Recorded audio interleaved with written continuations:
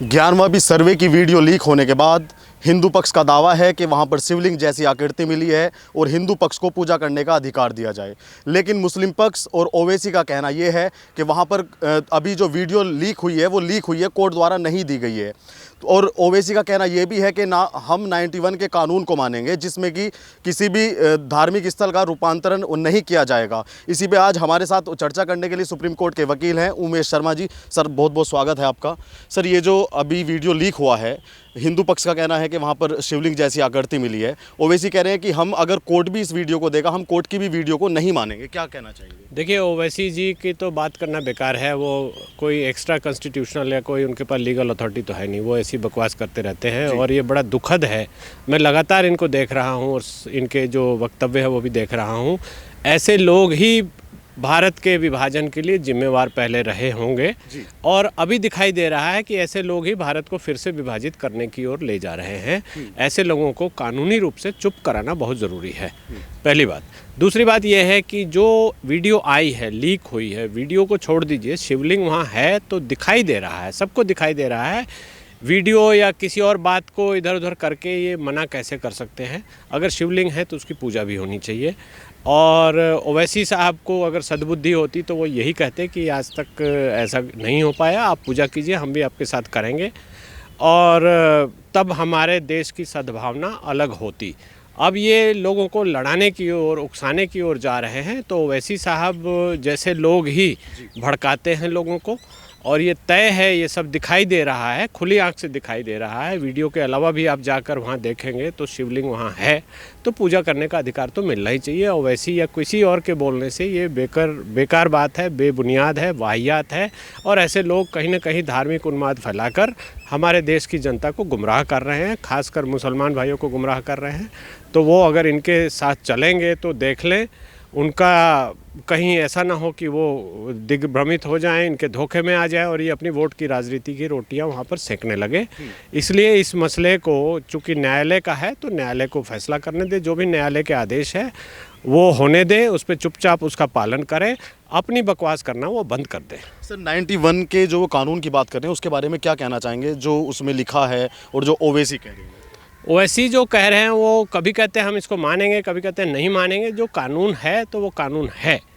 और अब supreme court में जब ये आए थे मुस्लिम पक्ष के लोग, तब ये हुआ था कि ये भी बात तय करेगी कि ये कानून, ये भी बात बनारस की कोर्ट तय करेगी कि ये कानून 91 का जो एक्ट है वो लागू होगा या नहीं होगा। तो वो कोर्ट को करने दे, ये कोर्ट का काम है। ओवैसी साहब के पास कोई लीगल अथॉरिटी नहीं है, किसी तरह का उनके पास कोई अधिकार नहीं है। ज़्यादा से ज़्यादा वो एक एमपी हैं। हमारे देश में 545 एमपी हैं। अगर 545 एमपी इस तरह से अपना अधिकार जमाने लगे, अदालत के ऊपर टीका टिप्पणी करने लगे, छीटाकशी करने लगे और जो इनकी बाकी चीज़ें हैं उसमें बोलने लगे, तो हमारे देश का बंटाधार हो जाएगा। ओवैसी साहब को समझना चाहिए कि वो मात्र एक एमपी हैं और उनको कानूनी अधिकार कोई नहीं है कि इस पर टीका टिप्पणी करें। अदालत को अपना काम करने दें। अदालत तय करेगी कि ये एक्ट लागू है तो लागू हो जाएगा। अगर अदालत कहती है कि ये एक्ट यहाँ नहीं लागू है तो नहीं लागू होगा। उसकी अपील होगी, उसका फैसला होगा सुप्रीम कोर्ट तक। अगर वो मसला आया, विषय आया, तो उस पर फैसला आ जाएगा। इसलिए ओवैसी साहब से मेरा यही निवेदन है कि कृपया चुप रहें। संविधान हमारा बहुत ही मजबूत है, 75 साल से अच्छे से चल रहा है, इसको चलने दें। देश को विभाजित करने की अपनी गंदी राजनीति करना बंद कर दें।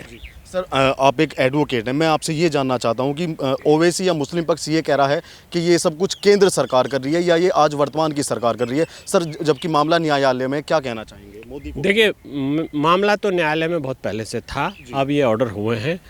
कोई भी केस चलता है, जैसे राम मंदिर का जो केस था वो बहुत पहले से चल रहा था, फैसला अभी होके आया। 2010 में हाई कोर्ट का फैसला आया था, उसको चैलेंज किया गया था, वो फैसला अभी आया है और उस पर कार्रवाई हो रही है। तो ये न्यायालय का मामला है। हमारी जो न्यायिक व्यवस्था है, न्यायालय है, वो एग्जीक्यूटिव और लेजिस्लेचर से अलग है। न्याय प्रणाली में न्यायालय बिल्कुल अलग है। केंद्र सरकार या किसी भी सरकार के या किसी व्यक्ति विशेष की कोई बातचीत यहाँ नहीं होती, किसी को कोई बोलने का अधिकार नहीं है। जो पक्षकार हैं न्यायालय के सामने, जैसे कोई प्लेंटिफ है, कोई डिफेंडेंट है, कोई अपीलेंट है, कोई रेस्पोंडेंट है, तो जो भी पक्षकार वहाँ बनारस में हैं वो और उनके वकील को ही कोर्ट की बातों में बोलने का अधिकार है। हमको आपको किसी को भी इस पे बोलने का कोई अधिकार नहीं है। और हम अनायास बिना बात की छीटा कशी ना करें, टीका टिप्पणी ना करें। जो न्यायालय करेगी वो स्वतंत्र रूप से, हमारी न्याय व्यवस्था ऐसी है कि ओपन कोर्ट में प्रोसीडिंग्स होती है, सुनवाई होती है। अगर किसी को उसमें अफेक्ट हो रहा है तो वो जाकर पार्टी बन सकता है, इसका प्रावधान है हमारे कानून में। वो पार्टी बने, अपनी बात को सामने रखे। और राम मंदिर के केस में 50 और 60 लोग आकर पार्टी बने थे, सबकी बात सुनी गई, तब जाकर एक फैसला दिया गया। तो ओवैसी साहब भी अगर इतना ही उनकी बातों में दम है, इतना ही लॉजिक है, इतना ही वो लीगल बात है, इतना ही कानून संगत है, तो वो जाकर वहाँ पार्टी बने, एप्लीकेशन लगाएं और अपनी बकवास जो बाहर कर रहे हैं उसको बंद करके वहाँ जाकर बहस करें और जज साहब को समझा लें तो उनकी जीत हो सकती है। ये सेवा अगर करना चाहें तो वो कर सकते हैं, लेकिन इसको करने की बजाय वो बाहर में अपनी राजनीतिक रोटी सेंकने के लिए फालतू की बातें कर रहे हैं, टीका टिप्पणी कर रहे हैं, छीटाकशी कर रहे हैं, जिसका कोई मतलब नहीं है। ये बात अलग है कि कुछ मुस्लिम पक्ष के कुछ लोग उनसे प्रभावित हो जाएंगे, गुमराह हो जाएंगे और कहीं ऐसा ना हो कि ये जिन्ना की राह पर चल पड़े। बहुसंख्यक समाज के वर्चस्व की आज राजनीति हो रही है, ऐसा कहना मुस्लिम पक्ष का है ज्ञानवापी मामले को लेकर। ये बिल्कुल नहीं है, कभी भी नहीं हुई है, इसके पहले भी नहीं हुई और आगे भी नहीं होगी। जो भी कानून संगत बात है, जो विधि के व्यवस्था के अनुसार जो बात है वो दिखाई दे रही है, हमको आपको सबको दिखाई दे रही है, वही बात हो रही है। अदालत, न्यायालय का आदेश है। अगर बहुसंख्यक कुछ करते तो उसको तोड़ देते, उजाड़ देते, भगा देते, ऐसा कुछ हुआ नहीं है। और जो भी लोग ऐसा सोच रहे हैं वो गलत है और ये होना भी नहीं चाहिए। अगर इनको ओवैसी साहब को ज़्यादा ही इसमें गहरी बातचीत करनी है, समझना है, तो बमियान में जो तालिबानों ने बुद्ध की मूर्ति उड़ा दी थी उसके ऊपर कुछ कमेंट करें। वो जाकर बोले कि बहुसंख्यक धर्म कैसे माइनॉरिटी को प्रताड़ित करता है, कैसे परेशान करता है, कैसे उनके धार्मिक चिन्हों को, उनके रिलीजियस सिंबल्स को कैसे डिस्ट्रॉय करता है और कैसे आतंकवाद वहाँ से फैलाता है, कैसे जो धार्मिक रूप से जो विद्वेष फैलाया जाता है वो बामियान में सारी दुनिया को, हमको, आपको, सबको दिखाई दिया। वो जाकर YouTube पर उसका वीडियो देख ले, समझ ले और अगर इतने ही वो इनलाइटेंड है तो वो उसके ऊपर कोई वक्तव्य दे, बयान दे कि ये गलत हुआ है, सही हुआ है। ऐसा नहीं होना चाहिए, ऐसा हमारे देश भारत में नहीं हो रहा। इसलिए जो ओवैसी साहब कह रहे हैं वो बिना सिर पैर की बात है, उसका कोई मतलब नहीं निकलता। अच्छा सर, मदनी जमीयत उलेमाए हिंद के जो अध्यक्ष हैं मदनी जी का ज्ञानवापी, कुतुब मीनार, इन सारी इमारतों को लेकर बैठक करना 5000 लोगों के साथ, हालांकि उन्होंने परमिशन ली होगी मुझे नहीं पता, लेकिन सर जब बहुसंख्यक समाज की राजनीति की बात करते हैं, बहुसंख्यक समाज की कहीं पे भी कोई बैठक ज्ञानवापी को लेकर नहीं हो पाई है और वो लोग करते हैं, तो स्वतंत्रता किन लोगों को है? स्वतंत्रता तो बैठक करने की, चर्चा करने की स्वतंत्रता आपको है, लेकिन धार्मिक उन्माद फैलाने की, हैट्रेड बढ़ाने की या लॉ एंड ऑर्डर को अपने हाथ में लेकर, जो कि पहला मुंबई में भी हो चुका है या रामलीला मैदान में भी होता है, जब भी मदनी जैसे लोग या ओवैसी जैसे लोग इकट्ठे होते हैं, जमा होते हैं, तो ये उन्माद फैलाते हैं, तोड़ फोड़ करते हैं। वो कानून अपने हाथ में लेने का किसी को अधिकार नहीं है। आप बैठक कीजिए, उस पर विचार विमर्श कीजिए, सब कुछ कीजिए, लेकिन जो विषय है, जो न्यायालय के सामने विषय है, उस पर आपके बैठक करने का कोई मतलब नहीं बनता। आप करते हैं, अच्छी बात है, लेकिन आप कर रहे हैं, इसका मतलब आप कहीं ना कहीं गंदे रूप से राजनीतिक रोटी सेंकने के लिए आप ऐसा कुछ प्रयास कर रहे हैं, जिसकी कि हमको कंडेम करना चाहिए, सबको कंडेम करना चाहिए। हमारी डेमोक्रेसी बहुत ही स्ट्रांग है और सब ट्रांसपेरेंट तरीके से होता है। यहाँ पे कोई तालिबानी शासक नहीं है कि जाकर कोई बामियान की मूर्तियाँ उड़ा दी जाए या कोई मंदिर तोड़ दिया जाए या कोई मस्जिद तोड़ दिया जाए या किसी को पब्लिकली पीट दिया जाए। ऐसा नहीं यहाँ होता है, पहले भी नहीं हुआ, आगे भी नहीं होगा। अभी कानून के हिसाब से चल रहा है, इसको चलने दे। ऐसे थोड़े बहुत 2-4 लोग आते जाते रहते हैं और ये गंदी राजनीति कर रहे हैं, इसलिए हमको इनकी चर्चा भी नहीं करनी चाहिए और इन पे ऊपर ध्यान भी नहीं देना चाहिए। सर, संविधान बड़ा है कि शरीयत बड़ी है? मदनी जी और भी मुस्लिम लोग कहते हैं कि शरीयत से छेड़छाड़ ना करें, हम शरीयत को भी मानते हैं और संविधान को भी मानते हैं। बहुत खुशी की बात है, माने संविधान, हमारे देश में संविधान बड़ा है। अगर संविधान के विरुद्ध कोई प्रावधान किसी भी धर्म का, शरीयत का हो या किसी और धर्म का है, तो उसको बदलने का अधिकार, उसको क्वैश करने का अधिकार, वो सब यहाँ पर है। अभी हमारे संविधान की संवैधानिक पीठ ने ट्रिपल तलाक को भी इलीगल घोषित किया है और मदनी साहब को इस हमारे संविधान से ऊपर नहीं जाकर ये बोल सकते।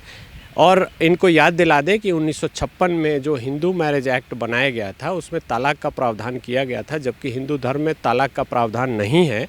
और उसको भी लोगों ने माना, हमने आपने सबने अपनाया। और ये तब से चल रहा है। दहेज उन्मूलन या सती प्रथा का उन्मूलन या बाल विवाह का उन्मूलन, ये सब हिंदू धर्म के विरुद्ध जो भी कानून बने हैं उसका हिंदू लोग बहुत अच्छे से पालन करते हैं। कभी कोई उन्माद नहीं फैलाया, कभी किसी ने रिएक्ट नहीं किया। हाँ, इसको कानूनी रूप से आप चैलेंज कर सकते हैं। तो मदनी जी अगर स्टैब्लिश करना चाहते हैं, स्थापित करना चाहते हैं कि शरीयत बड़ा है तो ध्यान कर लीजिए कि यहाँ शरीयत की कोर्ट नहीं चलती है, शरीयत की कोर्ट नहीं चलेगी और ना चलने दिया जाएगा। आप इस बात को अपने जहन में खूब अच्छे से बैठा लीजिए। हमारा जो संविधान है वो सबसे ऊपर है, संविधान के ऊपर कोई भी नहीं जा सकता। तो राम मंदिर ज्ञानवापी के बाद जब लोगों का कहना है कि जामा मस्जिद में, जो हिंदू संतों का कहना है, जामा मस्जिद और कुतुब मीनार में भी हिंदू देवी देवताओं के प्रतीक मिले हैं, तो मुस्लिम पक्ष का कहना है कि आज इबादत गाहों को टारगेट किया जा रहा है। ऐसा कुछ नहीं है। जहाँ भी कोई मंदिर मस्जिद जो भी मिलता है, आर्कियोलॉजिकल सर्वे ऑफ इंडिया उसको एक्सकेवेट करते हैं, साइट निकलती है, फिर उस पर एक्सपर्ट्स कमेटी की ओपिनियन ली जाती है, लोग बताते हैं, तो वो तय किया जाता है कि ये मंदिर था, मस्जिद था या कोई पुराना स्ट्रक्चर था, किला था, क्या था। तो अगर मुग़लों ने आकर या उनके पहले तुर्कों ने आकर या उनके पहले अरबों ने आकर हमारे मंदिरों को तोड़ा है, विध्वंस किया है और उसके ऊपर ज़बरदस्ती, जैसा कि आज तालिबान कर रहा है, अपना मस्जिद बनाया है या कोई भी इबादत गाह बनाई है, तो वो तो इलीगल था, गलत चल रहा था। और उसको सही अगर कानूनी रूप से किया जाता है और कोई न्यायालय अगर इस पे फैसला देती है तो सबको मानना पड़ेगा। ये फालतू की बातें करना बंद कर दे कि इबादत गाह को टारगेट किया गया है। अगर ये इतने ही अच्छे हैं तो जहाँ जो भी चीज़, जैसे ज्ञानवापी में सबको खुली आंख से सब दिखाई दे रहा है, तो इनको कहना चाहिए कि ये पहले गलत हुआ था, या आप आकर यहाँ शिवलिंग की पूजा कीजिए, हम आपके साथ हैं, हम आपका स्वागत करते हैं। ये करने दे। कन्फ्रंट्रेशन की जो राजनीति कर रहे हैं, देश को विभाजित करने की जो राजनीति ऐसे लोग कर रहे हैं, इनको ये आईना दिखाना चाहिए, जनता को भी, खासकर मुस्लिम भाइयों को भी दिखाना चाहिए कि आप चुप रहिए, हमारे देश को बांटने मत दीजिए, हम यहाँ अमन चैन से हैं। और अगर आपको बहुत ज़्यादा शरीयत से मोहब्बत है तो आप जाकर तालिबान के साथ रहिए, उनसे बातें कीजिए, पाकिस्तान में जाकर रह लीजिए, देख लीजिए वहाँ क्या कानून है, कैसे शरीयत से आपको कैसे ट्रीट किया जाएगा, आप कैसे वहाँ रह पाएंगे, जाकर रह के देख के आइए, फिर आकर यहाँ अपनी कहानी शुरू कीजिएगा। अच्छा सर, पूरे इस ज्ञानवापी के मामले पे जो विपक्ष है वो खामोश है, लेकिन कहीं कहीं से ये खबर सुनने को मिल रही है कि विपक्ष का कहना ये है कि ये 2024 से प्रेरित है ज्ञानवापी का मामला। ऐसा कुछ नहीं है, ये तो ज्ञानवापी का मामला अदालत ने ऐसा अभी शुरू किया है। कमीशन अपॉइंट हुआ, मामला पहले से चल रहा था, सालों से चल रहा था। और जैन साहब से हम यहाँ रोज़ पूछा करते थे, हमेशा जब भी चर्चा होती थी, तो उन्होंने इस विषय पे काफ़ी काम किया हुआ है, पिता पुत्र दोनों ने। तो सबको जानकारी थी कि ये आगे जाकर जो गलत है कानूनी रूप से, वो गलत ही सिद्ध होगा। और अब वो गलत सिद्ध होना शुरू हो गया है, जैसा कि राम मंदिर में हुआ था, और आगे हो सकता है कुतुब मीनार में हो या जहाँ कहीं भी हो, जामा मस्जिद में हो। तो ये गलत था, कानूनी रूप से गलत था और है, तो गलत ही सिद्ध होगा। इसको हमको, आपको, सबको सिर झुकाकर मानना होगा। न्यायालय का जो आदेश होगा उसको हम मानेंगे, अपने सिर माथे पर रखेंगे। हमारी जो संवैधानिक व्यवस्था है, हमारा देश इन व्यवस्थाओं से ही चलता है। इसके बीच में ये रोड़े ना अटकाएं, अपनी गंदी राजनीति ना करें, अपनी राजनीतिक रोटियां ना सेकें और देश को विभाजित करने का कोई प्रयास ना करें।